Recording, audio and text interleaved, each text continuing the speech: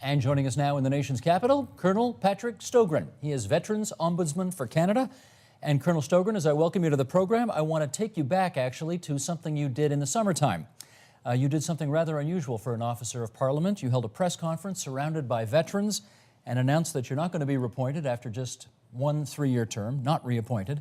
And unlike most old soldiers, you don't intend to just fade away. What prompted you to speak out as publicly as you did back then?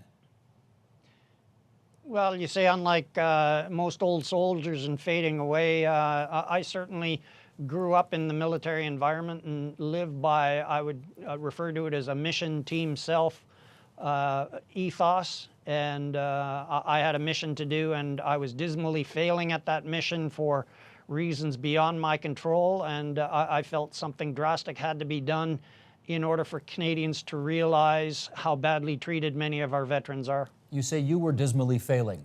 To what do you attribute that? I attribute it to a false sense of trust in the sincerity with which I was my dealings with senior management within the department and within government I was very much duped into believing that at the end of the day we're all working for the veterans, and in my final 6 months in the office, I recognized that none of the agendas, the more complicated systemic issues were leaving the department, were not being presented to the minister, and I just felt that if that was the true colors within the department, then the problem is too big to be dealt with privately and behind closed doors. Well, let me take you back to I guess almost 3 years ago when you were appointed in the first place. What did you understand your role to be when you first took the job? I could say it in a couple of words: Ombudsman for all veterans. I would say at this point, looking back on the lessons learned, there was never any intention by the bureaucracy to give the Veterans Ombudsman the mandate and the requisite authorities in order to achieve the function of a true ombudsman. It was set up as part of a smoke and mirrors campaign, slick marketing, to create what amounts to a complaints manager within the department, truly not an ombudsman for all veterans. Okay, you're pointing at the bureaucracy in those comments, but of course the other side of the equation is the political side. Have you had adequate support from your political colleagues? Let's put it that way. Well, you know, I really believe that that's something for Canadians to decide on. They've seen the press conference on the 17th of August. I really believe that my mandate, my job in life as an ombudsman is to keep the bureaucracy honest, to let the minister know if the advice and the support that he's receiving from the department is truly reflecting the best interests of the veterans. So, you know, I'd have to leave it to Canadians whether or not by the government basically doing damage control and putting patches on a severely broken system and not getting in and fixing the problem, whether they're ultimately responsible for the rot that has transcended several governments now. Well, you say you're leaving it to Canadians to make their own judgment, but if I'm reading between the lines of that answer, it sounds like you're saying, no, I didn't get adequate backup from my political colleagues as well, and that's part of the problem. Am I wrong to infer that? Well, I don't think you're wrong at all. You know, the justification for not renewing me, and you know, I have to stress at this point in time, I've had jobs for as short as 2 years. It's not new to me to be moving on to a new career following this one. I was posted every 2 to 3 years while in the military. But to suggest to Canadians that after 3 years from a standing start that it's time to inject new ideas into the Office of the Veterans Ombudsman, the basic assumption there must be that all Canadians are stupid, because we haven't even let the new ideas that I've injected settle yet. Putting a new ombudsman into the job now will set the Office of the Veterans Ombudsman back a year, if not right back to day one, depending on who the individual is. And I have to infer, I think it's reasonable to infer that that was the intent of not renewing me. Well, let's just understand how this happened. Who was it that actually came to you or called you or whatever and said, you're not going to be renewed? the way it was announced to me was while the minister and the deputy minister were over in the Netherlands celebrating the triumphs of our traditional veterans, I received a letter that had been signed by the minister's signing machine that said in effect that I'd done a great job, I should be proud of my accomplishments, but unfortunately I won't be renewed. So at the end of the day, who actually directed the letter be written and sent over to me, I am somewhat suspect of the whole issue. Have you ever had any communication from the Prime Minister or anyone in his office about this? I'm not at liberty to get into the inner workings of the way we do business.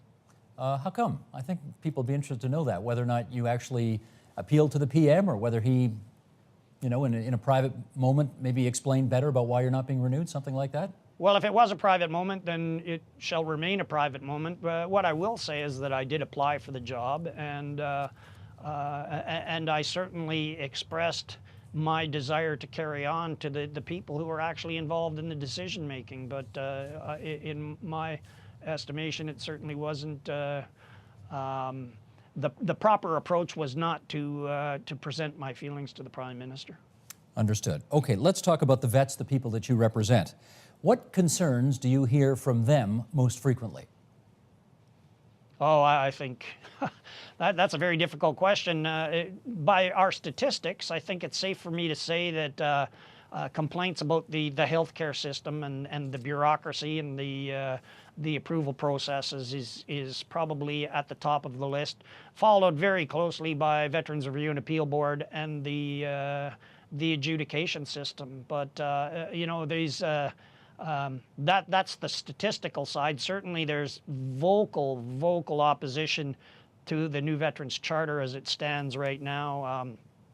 The lump sum comes up at every one of my town hall meetings. And I have to say, you know, with operations going on in Afghanistan and with this so-called living charter that's been dead on the shop floor for the past 5 years, we're at a very important time in not only the history of veterans and veterans issues, but also we're setting the conditions for decades to come on the way this new Veterans Charter is resolved. So I have to support those concerns. The decisions that we make now will impact not only on the veterans of the fighting in Afghanistan, but whatever other mission we send our sons and daughters off to. Just so we understand this a little better, Colonel Stogran, and you know, you're going to forgive the blunt language here, but I gather this is the way people talk. There's a kind of a meat chart, right? You lose a leg, you get so-and-so for compensation. You lose an arm, you get X number of dollars for compensation. That is one of the areas that people are having a significant problem with, your veterans?